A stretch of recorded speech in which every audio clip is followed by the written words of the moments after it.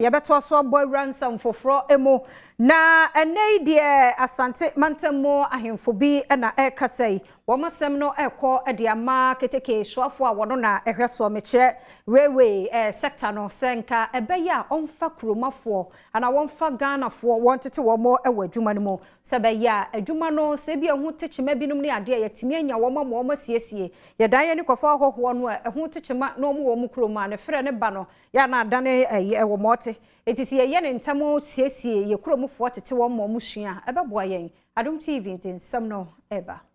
Nananum atrankonya wa Asante mantam ha binom ade ato railway ministry no anim say wo momoden so mode Ghanafo dodo na befa entitiemu ehie no matimi aba behwe ama railway sector na akonkan wo mu kirema Canada egu ni nyina egina se na Ghanafo dodo na enhye da ninimdie mapa e wo railway sector num ene ya ye kenya mu de wo momoden so mode Ghanafo dodo na befa entitiemu no matimi aba beye adwuma no ama na ye kra behwe na ama nimdie na aka ha sei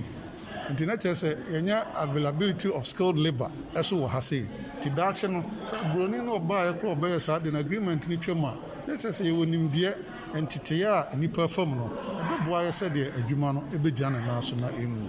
asase no ye na ye de enti e be be ki sure say ye ne on be broad consultation na ye hu de ya prepare se say de be ya sa moba na bibia e koso a yankrofo mo nkuchi mo moti baabi a enye so moti nyina no ye no betra se ne ye di honkuta ho eti ye de aban so obeye ayis ye mantie ne ye maba wa omoso mo akoko school a ebi mo akọ engineering school ofa yi no e betra se aban beboa na wafa wo na wo so a wo skills interview no so no ya atra e de wo so ama aban no so de wo awura mu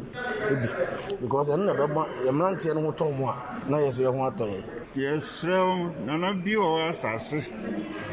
de bia aban so de line bi be faro compensation wo bia na aban so betua nti aye krado se ye be bo aban and say Kasee de no de boy what the sansen way atudwa e wo mra railway ministry no ehia nananum atrankonya wa Asante mantam ha keteka kwan ni bi ebefo mu krom ho eno nti na sefata se omo no mo toto adwene no mo hwe kwampa so a wo betimi enya ensase no mo de edit adwuman opani abedi e kire wo railway ministry ho eyo owura andi apiakubi woni Adom Kasee atwetwe enkomo omo dia ne ene no mususu ne ene yeso ma wo chese ma mu chese omo no represent nkofo a eye omo subjects ene nti se de beba bia mfaso bia beba dwum bia no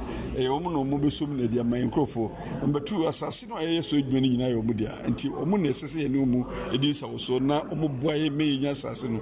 bi de nkofo bi kura sisi dan ne agye omo eye asase no so dwum omo na beboaye ne omo nipa fo na kasa kwa na de mai ena baby die nipa bi eni ho no so asase ne omu die nti esese omu na mai asase no ehutumi a de bekwa kwa yes adwuma ena compensation ku a ye kan ni ade nyina fa kese no omu ho ne bekonti omu hu hia se omu na edi project nenim nana awuku denchembo amane eboni